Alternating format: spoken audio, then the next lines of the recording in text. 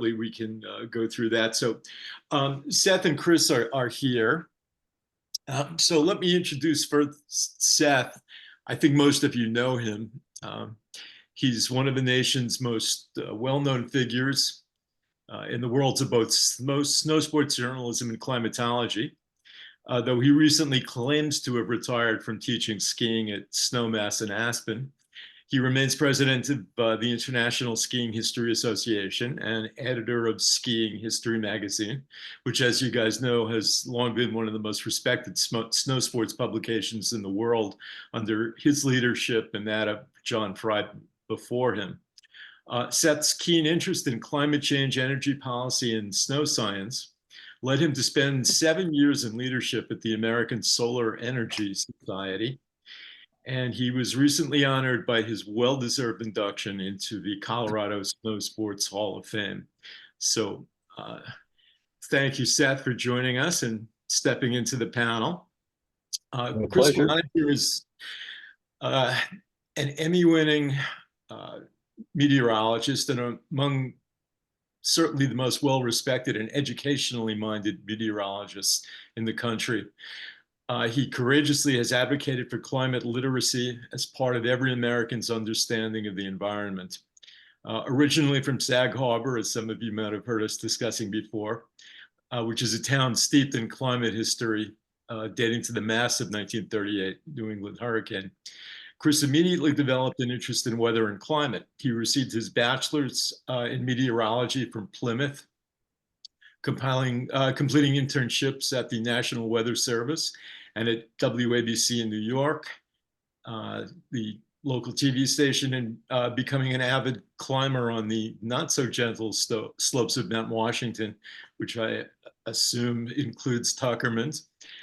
Chris received his certified broadcasting meteorological accreditation from the American Meteorological Society a decade ago, launching a career that's placed him in the center of the climate debate ever since. His professional experiences will be of enormous interest to all of us, especially in light of the recent weather events, the coverage of which have seen a clash between the scientific and political worlds in ways we've not seen before. Most of you guys know me, Charlie Sanders, an attorney trained at NYU, where I still teach music law and history in the graduate arts department. I'm also president of the North American Snow Sports Journalists Association, your host for this evening, vice chair of the U.S. Ski and Snowboard Hall of Fame, and like Gwendolyn and Seth, an Aisha board member. My journalistic credits include the history of the U.S. 10th Mountain Division, entitled Boys of Winter, the history of snow sports at Dartmouth College, entitled Passion for Skiing, and the recent article, Skiing the Seven Continents in a Warming World. So before turning the program over to Chris, let me give you a very brief intro containing information that I provided to you earlier. On July 21st of this year, the Earth experienced its highest average temperature since such measurements began. Being recorded, that inauspicious record was broken the following day, with European climate scientists of the EU's Copernicus labs asserting that Monday, July 22nd may have been the world's hottest day of the past 100 millennia, based upon ice core samples that have yielded 100,000 years of temperature-related data. According to the U.S. National Oceanographic and Atmospheric Administration, the 10 warmest years since record keeping began in 1850 have occurred in the past decade. Nearly all of the world's climate scientists conclude that this phenomenon is in significant part a result of human-induced climate shift. Universities of Innsbruck and Waterloo researchers Daniel Scott and Robert Steiger have likewise determined that the average snow sports season in the Northern Hemisphere has decreased by 5 to 7 days in the past 20 years. At current rates, that means that by 2050, the hemisphere's snow season could be well over a month shorter than it was in the year 2000, commencing in January and ending in March. Their study also recently determined that the US and Canadian snow sports industries have likely already lost $5 billion in the last 2 decades due to climate change. New NOAA reports confirm even greater cause for concern. The problem of rising temperatures due to human activity actually appears to be accelerating, not decreasing. Quote, after seeing the 2023 climate analysis, said NOAA chief scientist Dr.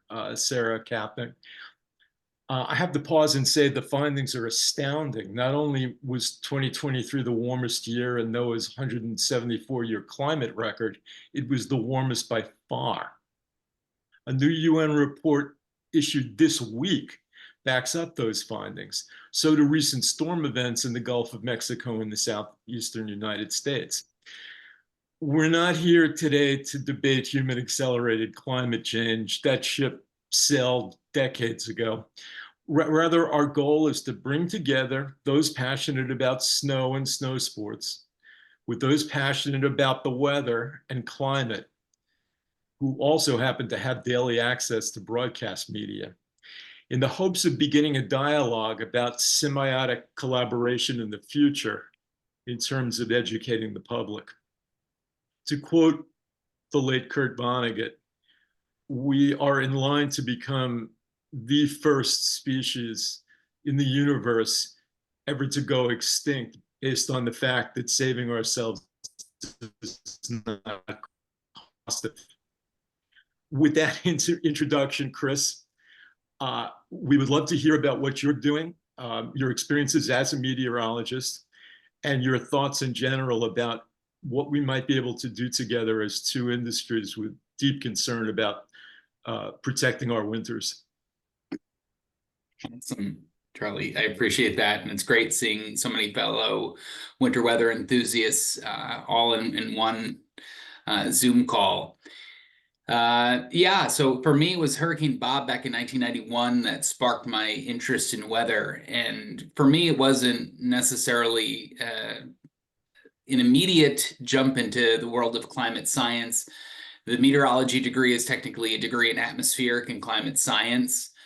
So we're kind of positioned with both, but it really wasn't until Hurricane Sandy that I started to really begin to cover climate change. And then certainly after Hurricane Harvey in Houston, when I was down covering the storm and 50 inches of rain fell. And that was the time when I went to station management at the time and said, hey, we should be doing a lot more about climate change. And there was some hesitation and concern that if we do a weekly series, there has to be enough content for us to be able to sustain that series. So an executive producer and I went to town creating this storyboard, and then soon found it was overwhelming the amount of content there was. And we successfully launched the country's first weekly series on the issue. Everything from adaptation to mitigation to the impacts on the ski industry across parts of New England, to the economy, green jobs, everything. And it was kind of an enjoyable stretch. Then I went to a station in Iowa. They recruited me, a little bit of a backwards move, if you know the TV industry, but it was a job to be chief, and they wanted somebody to talk about how climate change was affecting agriculture. In my hometown, Charlie mentioned, I come from Sag Harbor, had a thriving fishing industry that essentially was decimated by climate change. Warming ocean waters just destroyed the significant industry that it was across Montauk and Shinnecock. Shifted up into parts of Massachusetts. You had fishing fleets out of New Bedford and Gloucester, and even there, it's just a small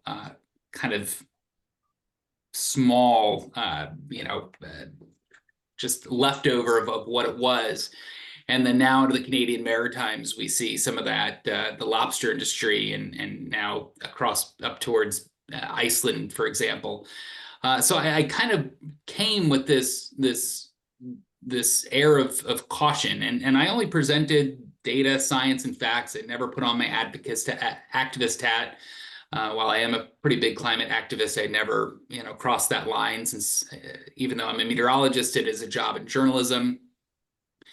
And then if you're not aware of my story, I received a series of harassing emails that reached a peak when I got a death threat from an individual who didn't like what I was doing. Police tracked him down after sending a subpoena to Google, and essentially arrested him, and he paid a whopping $150 fine for doing it. What was unfortunate in all of this was that station management said to me that they didn't want me to do it anymore. It's why they recruited me to cover climate change, but they were fearful that they were going to start hemorrhaging viewership, and that simply wasn't the case. So between the two things, between not feeling safe after the death threat and having no station support at all, we just decided it was best to move on. So I'm back on Cape Cod. I'm a climate scientist for an environmental and coastal engineering company that stemmed off of Woods Hole Oceanographic. Two of their scientists started this consulting group, which has been a fascinating year of learning, but it's also using my communications background to help engineers explain what they're doing so the public understands. So we work with a lot of municipalities on helping them become resilient in the face of climate change. A lot of the same skills, but I'm able to dive into some more of the science. But yeah, I'm excited about this conversation tonight. While part of me is heartbroken that I left a 20-year career and a dream since I was in second grade, I've found what I'm doing now to be fulfilling, and I think obviously very important. So before you tell us a little bit more about your organization, which I would love to hear, what was your reaction to your colleagues receiving the kinds of similar threats over the past couple of weeks in covering the storm in Florida and the Southeast? I mean, I wasn't shocked, and I don't know if any of you, I mean, since you are journalists, are familiar with Climate Matters. They're a fantastic organization, and hopefully we can talk a little bit more about that later. But they're a good resource when it comes to data, and they have a whole suite of products that have to do with the winter sports industry and how climate change is affecting those sports and the economy around it. But I think that they were thinking I was an anomaly, whereas I really knew there was more going on, and there was more hatred. And certainly after 2016, that's when things kind of took a turn where people felt entitled to unleash this hate. So I was actually just doing an interview on NPR this afternoon, or this morning rather, and I found two of those threats, which people that I'm connected with. One in Wisconsin, which and I actually ended up at the station where I found my wife and met my wife. So we have a pretty tight bond. And he got a voicemail from somebody that said, if you don't start telling the truth, you're going to hang by a noose. A colleague in Michigan got a phone call during the Milton Helene, like 2-week period, that said, stop the breathing of those that made them, which is kind of ironic, right? I mean, we are controlling the weather in that we're burning fossil fuels, creating emissions, creating this extreme weather. But what's funny is, I've kind of had this profession, which has been the butt of so many jokes. We have the one job where we could be wrong 50% of the time and still get paid. God, if we were really doing that, would we really, if we could control the weather, would we ever be wrong? But for these conspiracy theorists, it really is shocking that they believe that. They believe that we can create a hurricane and steer it into a red state or a battleground state, but yet the concept that humans are causing climate change is total hogwash. But here we are in 2024, and that's the conversation. Yeah, I think I speak for everyone on this call and everyone involved in this area of how proud of you that we are to have stood up and made your story basically front page news, so that folks out there in this election year know what's going on and understand what the stakes are. But you've got guts of steel, and we admire you for it. So thank you for that on behalf of everyone. Appreciate that. Gwendolyn has joined us. Gwendolyn, rather, has joined us. Gwendolyn, let me quickly, before we get Seth involved in this, give your background, or if you'd prefer to do that yourself. Which do you prefer? You're welcome to do so, Charlie. Okay. let me just quickly call that up on the screen. Attorney Gwendolyn Holland received her JD, her Juris Doctorate and LLM from Georgetown, her MBA from Kellogg, and her BA in History and Environmental Studies from in Connecticut, what is that school? Yale. An award-winning ski journalist. She's most famously the author of the celebrated book Sun Valley, An Extraordinary History, and she now hails from Ketchum and the Sun Valley, Idaho area. From 2008 through 2011, Gwendolyn served as a senior advisor for communication, for commercialization in the U.S. Department of Energy's Office of Energy Efficiency and Renewable Energies. Her current consulting work with clients in the private sector focuses on clean energy technologies, resource sustainability, and Native American economic development and sovereignty. She likewise serves as the senior advisor for policy and tax at the Alliance for Tribal Clean Energy, and is a board member of the International Skiing History Association, as I mentioned before, along with Seth and myself. So Gwendolyn, you've worked in government and outside of government. Can you give us your experiences, kind of continuing the story and the narrative that Chris was embarking on to get us started? Absolutely. Thank you so much for that, Charlie. I'm glad Chris has gotten us started here. Good afternoon to everyone. My name is Gwendolyn, and I'm in the clean energy industry. And I got in the clean energy industry because I love skiing. And I saw the lifestyle potentially threatened and going away, not just in some far distant century, but in my lifetime.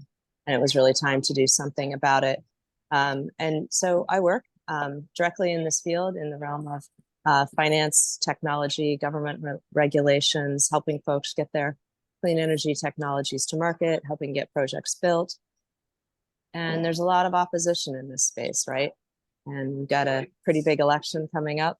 There's some folks who are still kind of denying what's going on. And I will say that even members of my own family are denying this stuff is going on, even while our cousins, as Chris was talking about a moment ago, we're directly the victims of the Milton and Helene 1-2 punch that we had recently in the Southeast. And to deny that this stuff is happening really is to fly in the face of science and the word wrangling that's going on right now between the difference between weather and climate is confusing. And so I feel like it's incumbent upon those of us who do understand science, who do quote unquote believe in science, as though it were some sort of spiritual calling or something, but it's not. That we really learn how to deliver the facts in a way that the opposition is willing to come to terms with, and delivering facts in a way that people are willing to digest and address, and finding ways to educate the public in a way that is not confrontational, it's not biased, but is really very clear in its presentation. And it's hard to do that, of course, when there is so much around us that is actually emotional and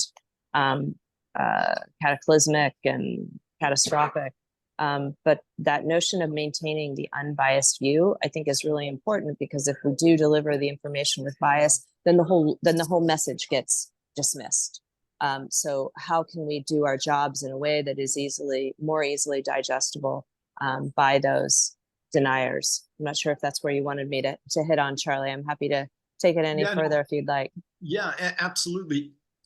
I guess the most obvious question of all is, when we balance the dangers of the future that will be visited upon our descendants and probably our grandchildren or even our children, against the economic concerns of the population right now, is it, in your opinion, even possible to achieve critical mass in terms of the public in the US and around the world demanding that government do something, in spite of the $7 trillion that has been invested in the oil industry in the past few years by private equity funds.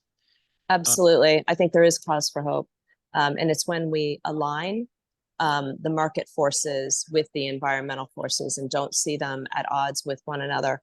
You know, we're still kind of riding the wave, if you will, of this massive federal investment in clean energy technologies in the Biden administration's entire Invest in America portfolio, the compendium of CHIPS and ARP and the IIJA and the IRA, all of those, you know, the alphabet soup of the many, many billions of dollars being thrown into this industry. And my wish, if I had one wish for this, it would be that the mainstream investors see this as an investment opportunity and that they don't see the continued investment in dying technologies as continued opportunities. Those are the ones to hedge against. We're just not seeing those returns in that field anymore. And I was on a call earlier today where someone was saying something about, well, you know, what if you know, a new administration comes in and we start to see subsidies again for oil and gas? Well, folks, we already have those. There's hundreds and hundreds of subsidies that exist and have continued to exist for decades for the fossil fuel industry. And the additional funding that the clean and green technologies that are so active right now, these are really just a drop in the bucket. We see this inherent in the tax code. That's one of the reasons why I've been drawn so deeply to my work in corporate taxes in the clean energy space, is the alignment of the tax code with clean energy goals. For so long, we didn't really have an energy policy in the United States. We had the economic manifestations of our tax policies. And I think we're starting to see some good work in that area. We've got some really exciting tax credits going on in the Inflation Reduction Act.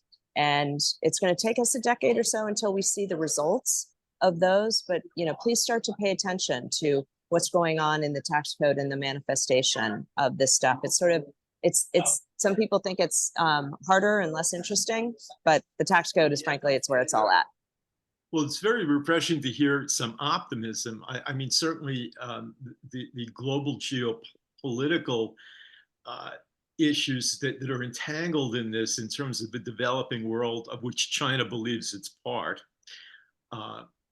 you know, make this so difficult, I think, on a international negotiation and treaty from that standpoint.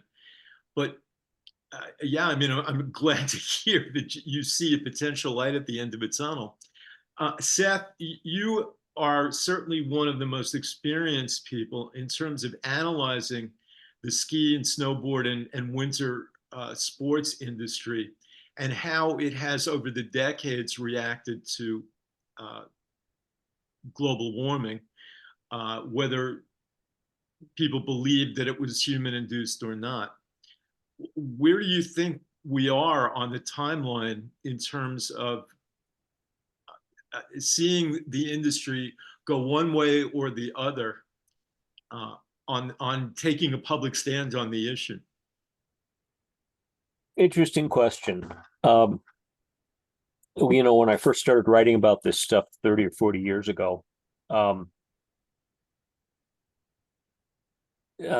most people in the ski business were willing to entertain the notion that global warming was real and that it was eventually going to affect us maybe 100 years out. The thinking has changed a lot since then. They are cognizant of the fact that the snowmaking season has shrunk. There are resorts particularly in Europe that have closed permanently for specifically because they don't see a climate future for themselves. They're no longer getting enough snow to be economically viable. Some of that has happened in the US, but the people involved don't tend to attribute it to climate change, probably for political reasons.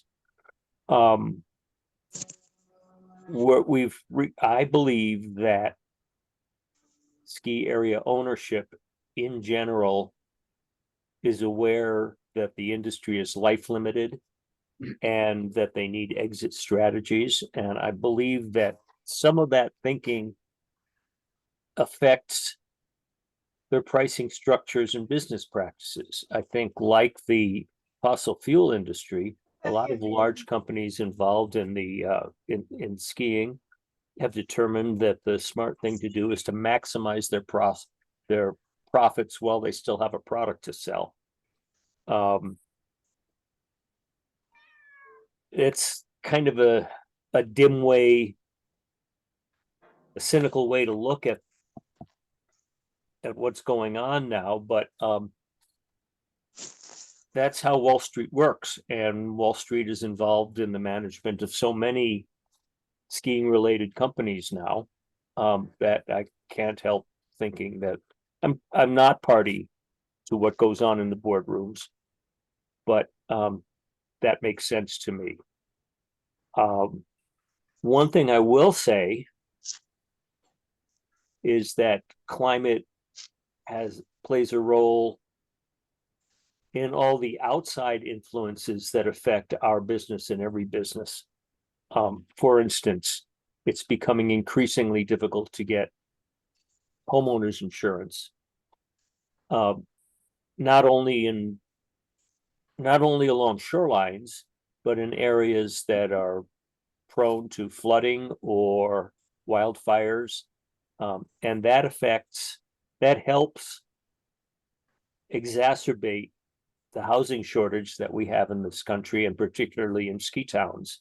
So it directly affects the experience of people who work in the business, and who can't afford to live in ski towns anymore.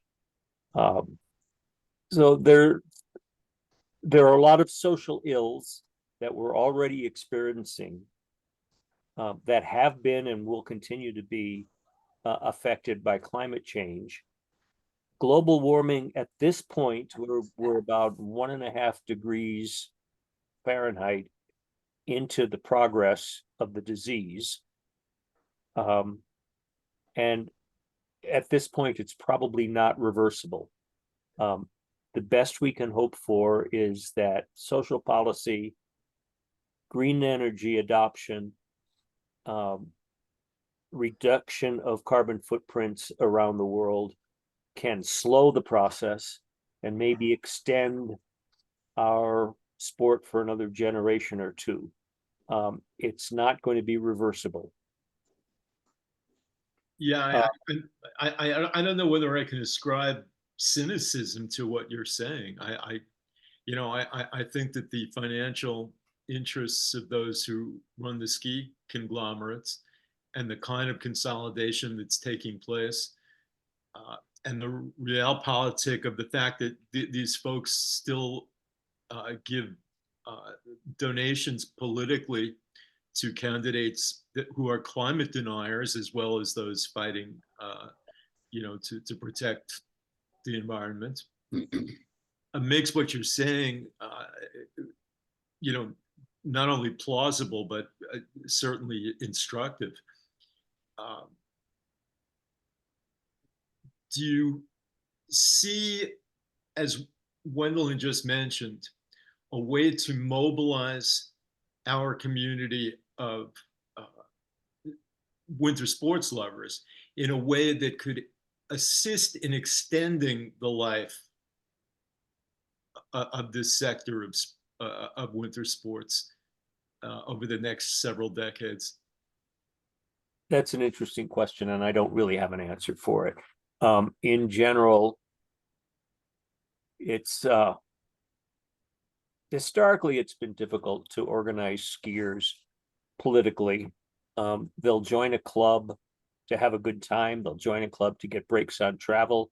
They'll join a club to support their local community of young racers. But if you look at the history of skiers have always been a cosmopolitan crowd. It was the sport was founded in North America by Scandinavian immigrants who were mostly dirt farmers and miners. And they were generally liberal-minded people. They joined unions. They voted populist. During World War II, during the late 30s and during World War II, skiing became a function of the anti-fascist movement by virtue of the arrival here of refugees from the Nazis, and the influence of the 10th Mountain Division.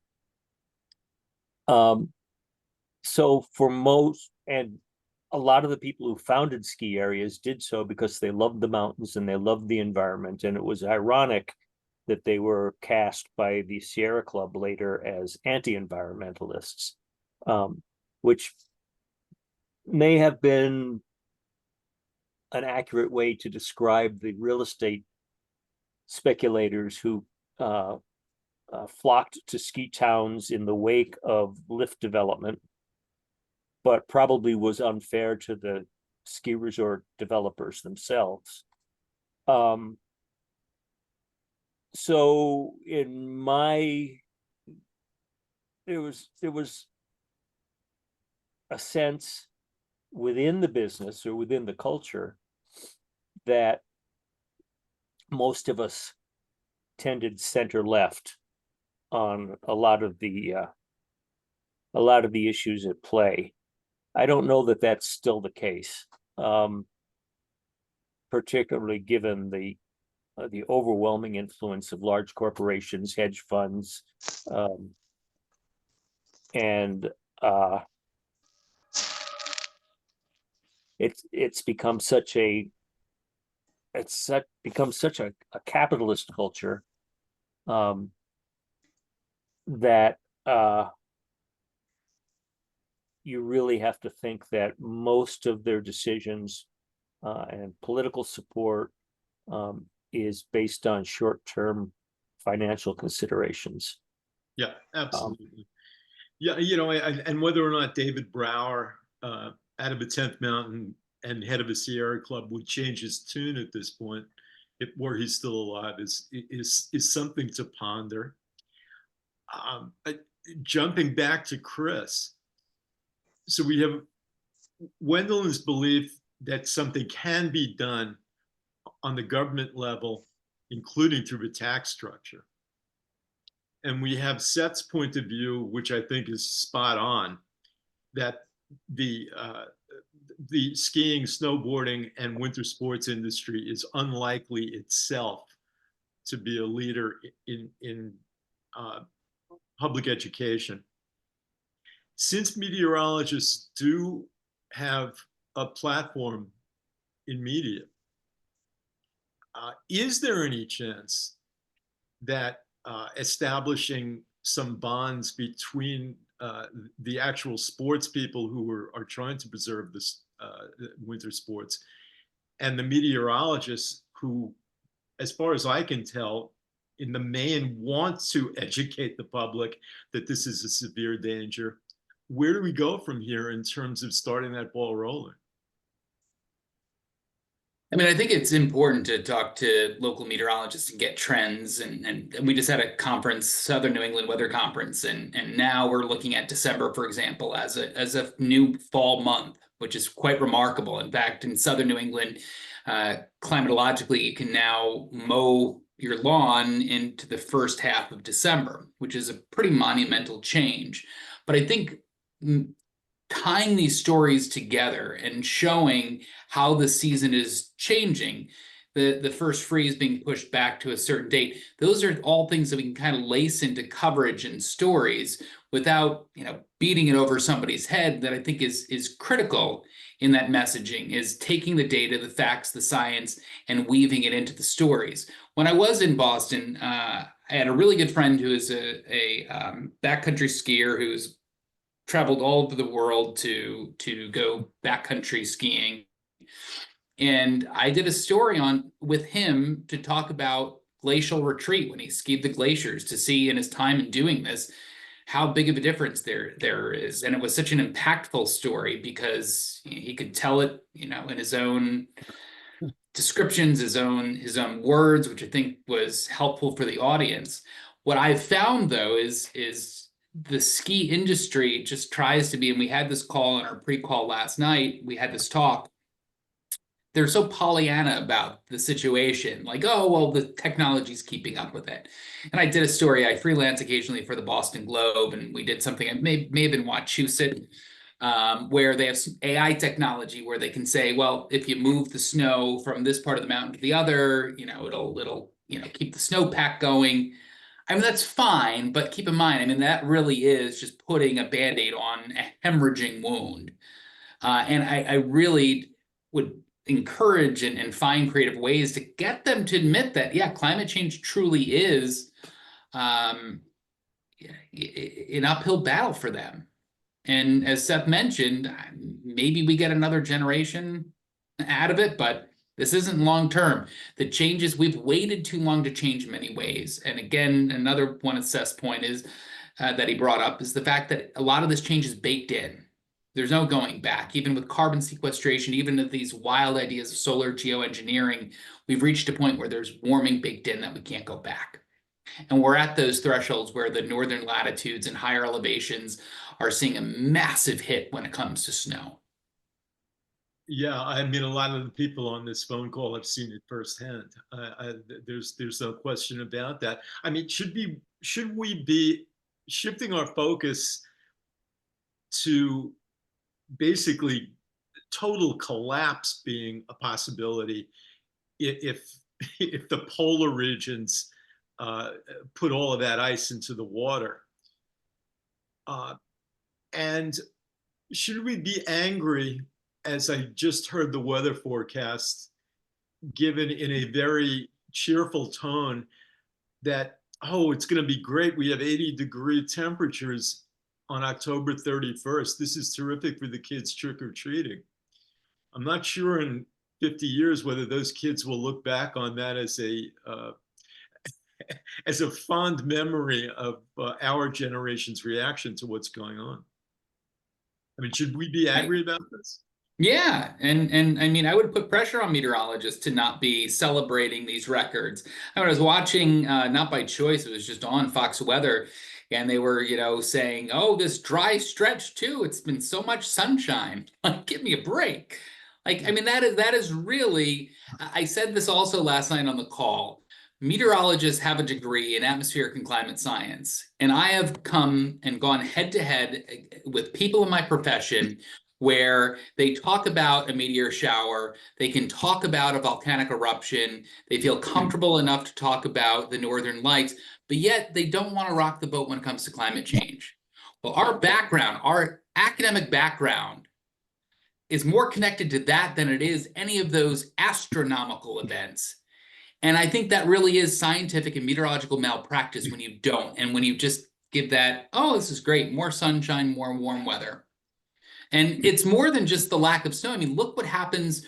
I mean, look at the deforestation that happened with Hurricane Milton across the upstate of North Carolina. This is devastating to the ski resorts when you have storms like Hurricane Irene, too, that rip through and cause mudslides and damage a whole season, where it puts them out of commission. So, yes, they need to change the tune, and they can't be as happy about these sunny, warm days when it's so unnatural. Wendell, and speaking of good propaganda, you spend a lot of time, as I do, working with Native communities and getting their viewpoints on the natural world. And certainly we can probably, all of us, remember the maybe the best PSA of all time was Iron Eyes Cody crying at watching somebody throwing a garbage out the window onto the highway, and that tear rolling down his face. How is the Native community plugged into what's going on? And is there a way to take advantage of the high moral plane on which they are able to speak from? Absolutely. Charlie, that's a really good question. I appreciate the way you posed that. There is, in fact, and that is tapping into and learning from them. So often in the clean energy industry, and frankly in any industry, healthcare, what have you, practitioners go on to a tribal reservation and think about how we're going to teach them. And the way you phrased it turns the tables and would posit the natives themselves as the keepers of the knowledge of, as we say, traditional ecological knowledge or indigenous ecological knowledge. This is the sort of knowledge that is, not too surprisingly, passed down by oral tradition, generation over generation. And these oral traditions are much, much older than our written history, than any of us have written about, that's for sure. And so there is absolutely a way, and we're starting to see this being recognized. There's a new initiative came out of the White House maybe 4 years ago, 3 or 4 years ago, through the Office of Management and Budget, the Department of Commerce, and one other agency, to really look at how traditional ecological knowledge can be infused throughout the fields of climate science that are happening in the different agencies. So we're beginning to see this being recognized, and that's just one point along this very gradual shift that's been going on in our country, coming out of the different phases that we've seen in our nation's history over the last 250 years, where the earlier periods of how we regarded tribes were more about extermination, relocation, the old call to action from just 100 years ago, kill the Indian, save the man.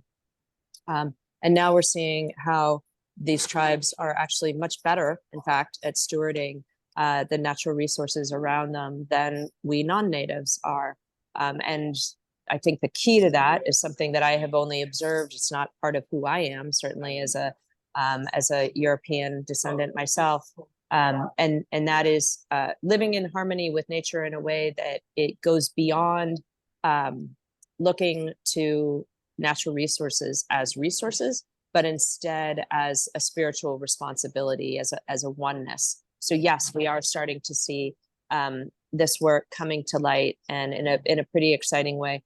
Most sort of activity in this space is coming through the U.S. Department of Agriculture as well as Interior, with the co-management of some of the federal lands, BLM, National Park Service, those types of places. So yes, indeed, those are coming to light, even while some of the racist tendencies within our federal bureaucracy do persist. And a lot of the work that I'm focused on right now is helping the federal agencies understand their trust responsibility, as well as understand that tribes are now kind of in the driver's seat, if you will, doing their own work to develop the renewable energy projects, and not merely just in reaction to development that may have been happening to them in the past. And the reason I've chose to focus on tribes in my work with clean energy is because I firmly believe that once we fix the human environmental relationship with those who are truly at the base of the economic development pyramid, who are truly the most disadvantaged, who 500 years ago were very wealthy societies, once we fix it for them, everyone else further up the food chain will be much better off. So I feel like if we focused on those who are the worst off, the rest of us might be able to figure it out. Thank you for that very comprehensive and insightful answer.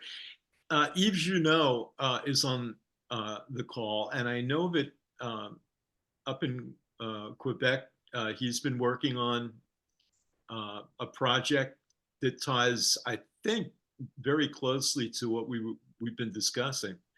Yves, you want to talk about that per se? Sure. Good evening, everyone. I feel like with the election coming and the climate change discussion, you guys should think about moving up to Canada, right? Believe me, we have. We're going to stand and fight, though. I just wanted to share with you that, this is a concern that we have in Canada. My colleague Paul is here from the Canadian Ski Council, a concern about understanding climate change, the impact it has on the ski industry. And I'm very happy and proud to report that we just this Friday we will. This is in French, so I'm not sure if you are have enough French to understand. But this Friday we will unveil a report on the Uranus Consortium. Uranus is a bit like NOAA in the United States, and they've been studying for the past 2 years the impact of climate change on the Quebec ski industry. It is analyzing the impact on 4 different axes: on global warming, on rain precipitation in the winter, on snow coverage, and the 4th one is on freeze and warming temperature within 1 day. The actual findings are definitely telling us some good information. One is that we will continue to have winter and we will continue to have skiing, but there are some areas of concern that we need to pay attention to. And the idea now is to take that data and understanding it and how we can move forward in the future to make sure that each ski area is able to use the tool that we developed. It's a mountain-specific diagnosis, and the ASSQ will accompany each ski area in that domain to make sure that they use the tool. They are able to also understand the data that really fits their particular profile. So for us, there are 30 ski areas that have participated in that study. And I feel that this is something that the rest of North America should definitely pay attention to. I think it's leading work. We've also been working with Natalie Knowles out of the University of Waterloo. There's been some really good work done in Canada and also the States. But I wanted to show and share with you that we are paying attention to that issue and we are making sure that we're able to adapt. The research has been done to focus on 2 different scenarios. One is to predict how climate change will impact the ski business in Quebec from now till 2050. And we have also been able to make forecasts until 2070. So, all of those matters really are strategic for the future of our industry. And now that we have that data, we will produce a resiliency plan to make sure that we are able to adapt and continue to offer great skiing experiences to our guests. So I hope it doesn't work. I don't want to sound like corporate messaging. I just want to make sure that there is some data available, that it's data that anyone can pay attention to and definitely use in the future. Thank you. Yeah, I mean, we very much look forward to seeing that, and we'll be happy to help you distribute that around as much as you'd like. It sounds like a very important report. Yes, please share the Absolutely. link to that in the chat if you wouldn't mind. I will. The report is going to be unveiled publicly on Friday, but you will be able to get a preview of it with the link I'm going to post in the moment. Thank you. Thanks. There's a discussion going on between David and Peggy in the chat that is very interesting. Peggy, you're writing an article in regard to ski racing and its effect on the World Cup circuit of climate change. Yes, sorry, I had to find my mute. Yes, the working title is Can Ski Racing Exist in a Warming World? We've got Solden that just happened on the Rettenbach Glacier last weekend, and they got both races off. I don't know the condition of the glacier, but I know the glaciers in Europe are shrinking. And I know FIS just came out with a report a month ago about the sustainability of the World Cup. I have not read it yet. I've been too busy, but it's on my plate to read in the next couple weeks. But I just wanted to get some comments here from people. And Chris shared his email, and I'm emailing him right after the call. Okay, we'll look for that. Dan, what's your take on all of this in terms of your ability to influence as an influencer in the ski world? You're asking me, Charlie? Yeah. Well, I mean, it's a very, important conversation. And, I agree with Yves. I think that the ski areas are vested in figuring something out, whether it's Four Seasons or as recreational centers. And that I'm interested to read his research and what he's got there. And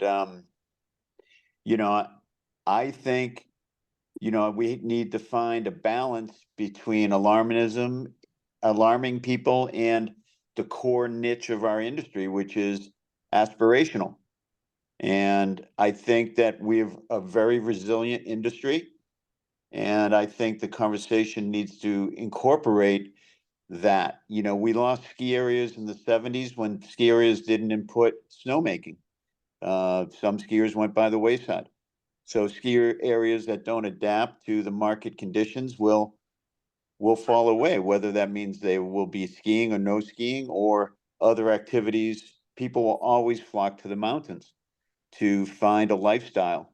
And I think our lifestyle is embedded in these mountains and these infrastructure. I'm fascinated by what's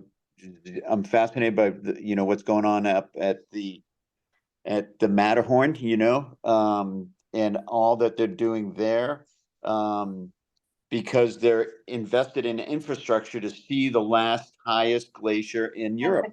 And I think there's a lot of infrastructure being built around getting to altitude and either seeing and witnessing what's happening before our eyes for that big impact. But I think Zermatt's not investing because they think people aren't going to keep coming. They're investing because people will come. They will either recreate or witness what is happening.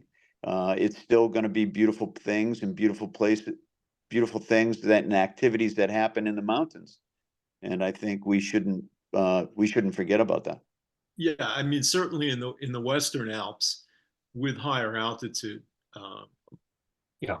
That is true. The Eastern Alps, it's a much more dire situation in central Austria anyway. Having seen that the last few years. Seth, did you want to? Yeah, I just want to point out that it's a lot of the second home investment in ski resorts is already being driven by the idea that ski resorts are climate havens. If you live and work in Florida or Texas or Arizona, you may not want to spend the summer there. You want to spend the summer at your second home in the high mountains. So there will be thriving economies in those areas that just may not include skiing in the long run. Yeah. Dave Schisler had a couple of interesting points in the chat as well. Well, I was responding to Peggy's question about World Cup and saying that basically, the short-term solution will be higher up the mountain, but you probably won't have the Hanukkah ending in town anymore. People are going to have to hoop up there. And long-term, who knows? I mean, I understand what Dan is saying too. The mountains will always be an attraction for Four Seasons. But I hear Seth loud and clear. And frankly, I said also I have no objection to what Seth has been saying. But that's pretty dire prediction for where we might be in a very short time, several decades. And that's a little scary. Mary?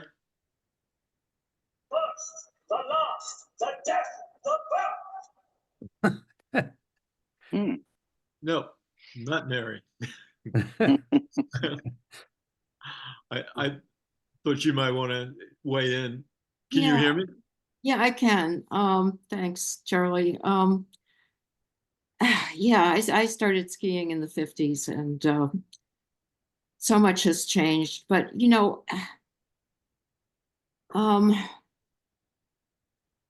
I think you've got to balance the economic output with what we're getting from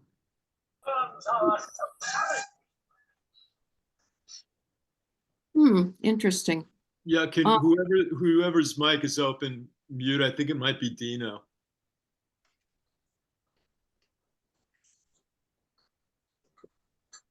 Anyway, pouring more and more money into snowmaking and technology and ways to get people up on glaciers and how many people are going to really, I mean, I'm kind of with Seth on the dire end of it. I mean, that's what the science is telling us. It's not like the snow is melting because it just feels like it. It's because the snow is melting because we have caused it. And I believe that the economic factors drive a lot of the stuff that is causing climate change.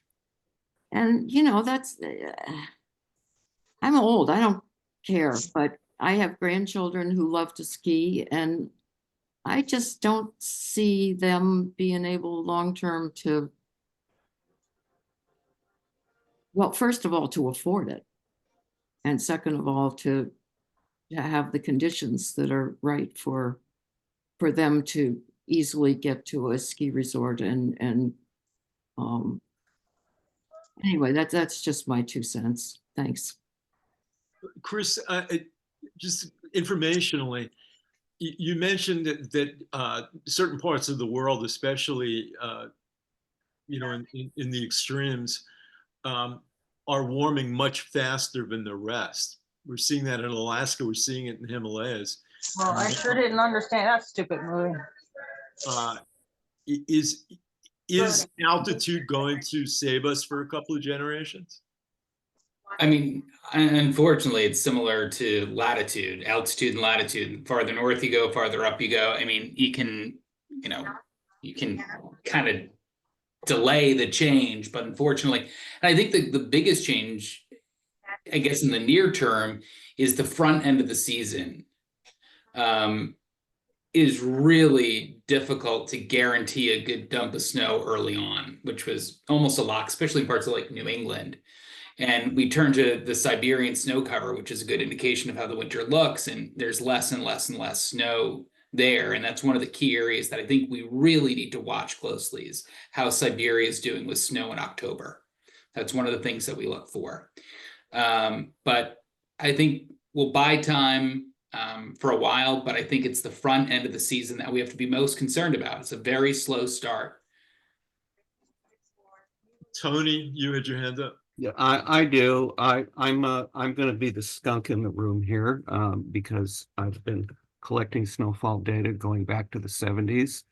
And when this issue was first brought to my attention in the late 2000s, I looked at that data, at least in the North American ski areas, of which I have like well over 80 data sets, and found absolutely no trend in snowfall, at like 90% of these places. And for many of them, that's still true. In terms of the basic physics of climatology, a 1 degree centigrade rise in temperature raises the snow line 500 feet.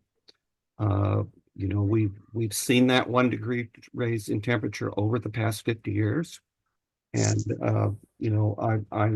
I guess as a skier, I live in a very privileged area, having, Mammoth as my most frequently skied mountain, where, I was still skiing there in August in 17 and 23. The Sierra has a problem with climate volatility and some early season droughts, but in that department, 1977 is still the worst one of those. and that's actually true for the entire Western United States. Now with respect to New England, there's always been a big rain problem in the particularly in the shoulder season. So what Chris said about the front end of the season in New England, I certainly agree with that 100%. It's always rained a lot in November, and the 500 feet or the latitude, it's definitely an impact. But in the Rocky Mountains, you really cannot find data at the level of ski areas. When people talk about hydrology sites on the 1st of April having less snowpack, they are generally places that are lower than where the ski areas are that melt out earlier. In major Western resorts, I don't think you can point at hardly anybody that opens later or closes earlier than they did 40 years ago. And in the case of the openings, it may be some of them are probably earlier now because they had snowmaking when they didn't before. Tony, is there any way to measure freeze thaw cycle and what that's doing to the snowpack in terms of stability?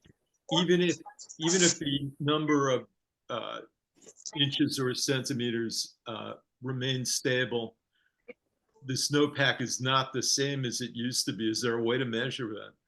Well, in terms of snow stability, the issue is mainly the coastal versus intermountain versus continental snowpacks. And that is the reason that A-Basin, after an accident in 2005, has to terminate skiing on their steep terrain after they have 72 hours of above freezing temperatures. And that generally, the average time that happens is about 2 weeks into May. And, might that date continue to back up? Yes, it might. But in our coastal pack at Mammoth, I was still skiing, 35 and 40 degree runs there in August. Seth? Yeah. Yes. Seth, go ahead. That's I'd like not to really an issue I'd in like certain places. put some of Tony's remarks in context. I understand there's a big difference between maritime and continental snowpacks. When I lived in Truckee, I was able to make a late May, early June ski tour every year along the Pacific Crest without worrying too much about avalanche. Here in Colorado, I can't do that.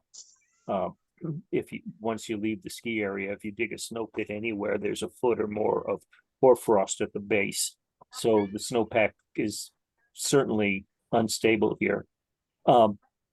As the atmosphere warms, it's capable of absorbing and cycling more precipitation.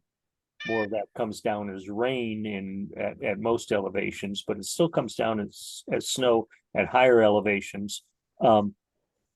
It's inarguable, however, that glaciers are shrinking and shrinking at an accelerating pace, and that glacier-based ski resorts are closing. That's I'm made, and in Europe, that's where most of this is, and that's because their summers are hotter. Historically in the Alps, it actually still snowed in the summer above 10,000 feet. And so you kind of have a double impact of, not only is it just hotter and melting snow factor, but that's an environment where you've had snow turning to rain.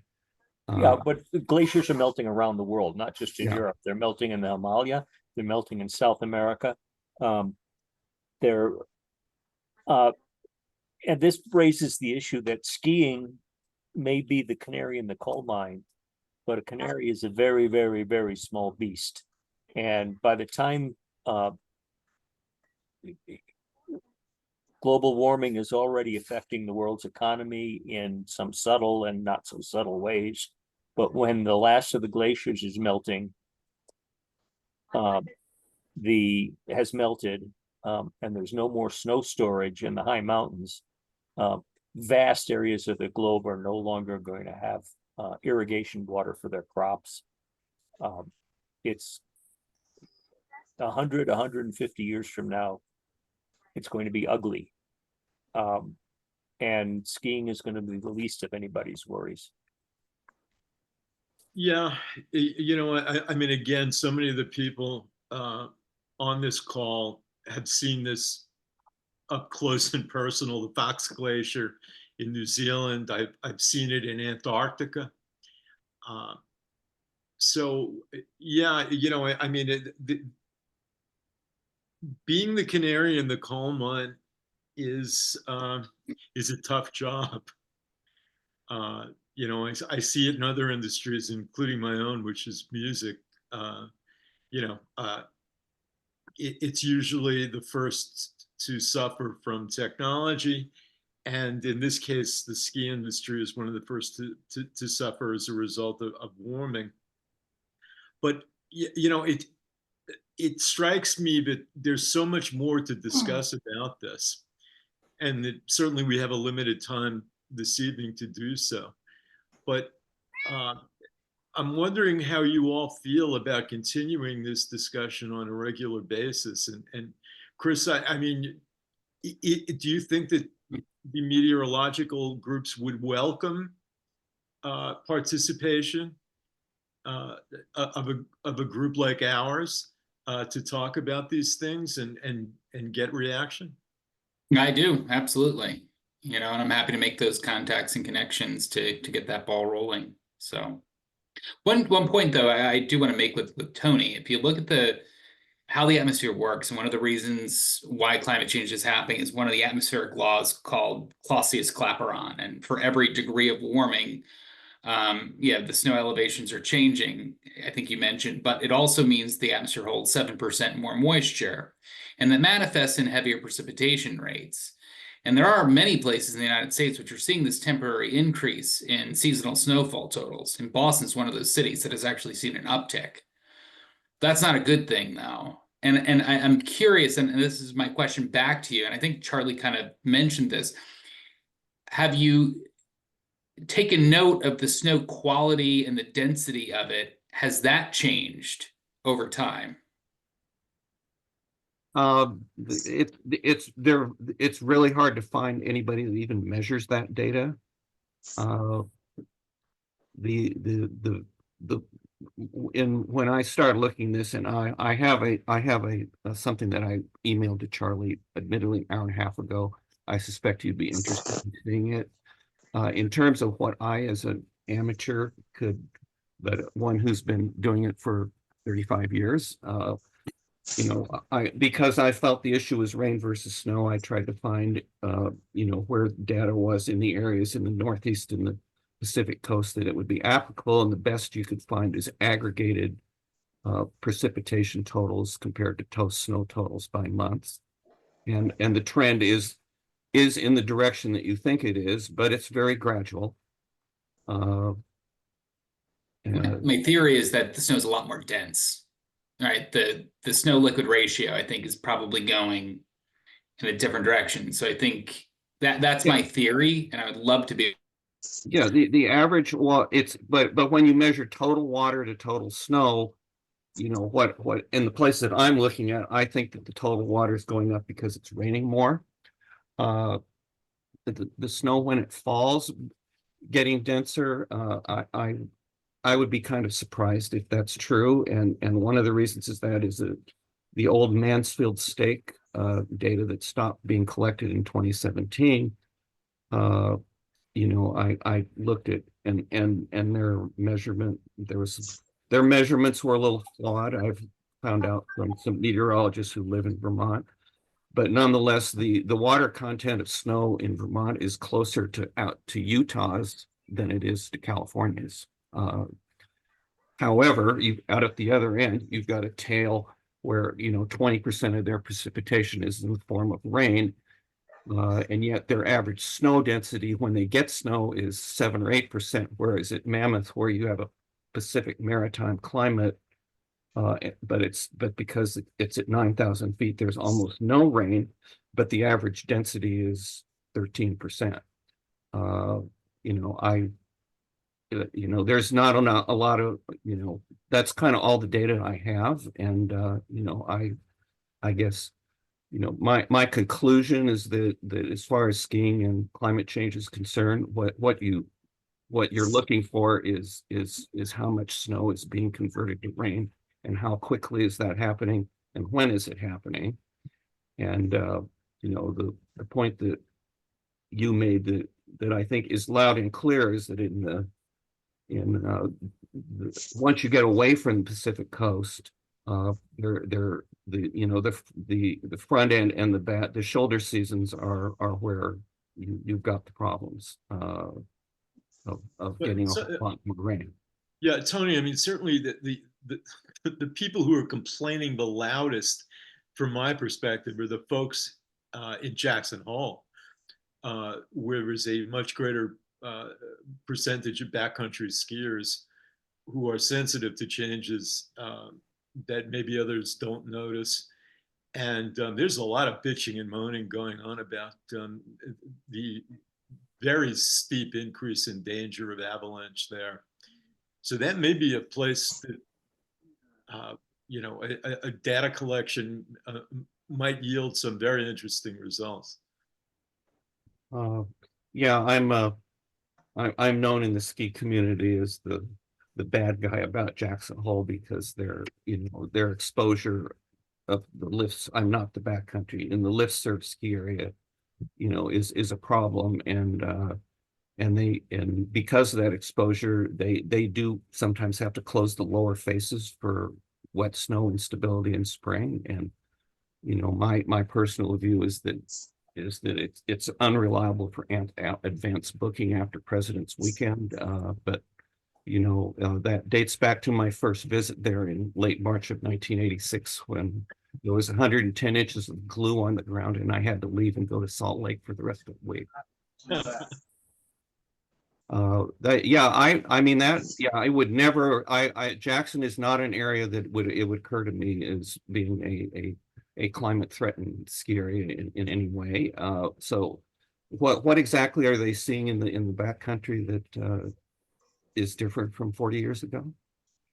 I think that exactly what you guys were talking about, the liquid ratio having gone up, the snow is heavier. It does not resemble the kind of powder.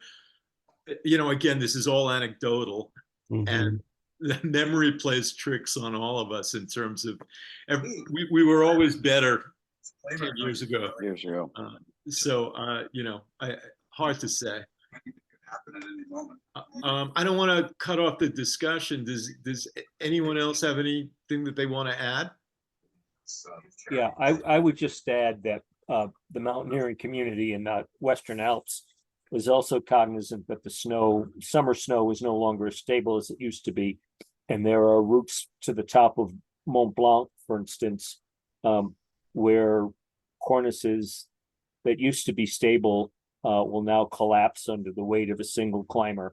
And there have been a number of accidents attributable to people going in places where it used to be safe and it no longer is. So I'll just add that. Well, again, I think there's so much more to discuss. I want to thank all of you for joining us. I think this was a terrific panel, and everyone's input very much appreciated. I think this is exactly the kind of discussion that NASJA hopes to engender in the future. And I promise you, this will not be the last time that we're all together talking about climate. So, Chris, thanks so much. Again, tip of the hat to you for all you've done. The same for Wendelin and Seth. We really appreciate the kind of research and labor that you put into to keeping things going. And we will be in close touch with you. Anybody who's going to be in Boston for the ski show, we will be having a very interesting ski safety panel that we'll be sponsoring, and we'll look forward to seeing you in person there. And with that, stay safe, everybody. Thanks, Charlie. Thanks, And- everyone. Thanks, Charlie. Thank you, everyone. It's been a great pleasure. Thank you, Will we be Charlie. getting a link Thank you, to Chris. to this, Charles? Will there be a link? Yes, we'll get this up as soon as we can. All right. So. Take care, Bye, everyone. everyone.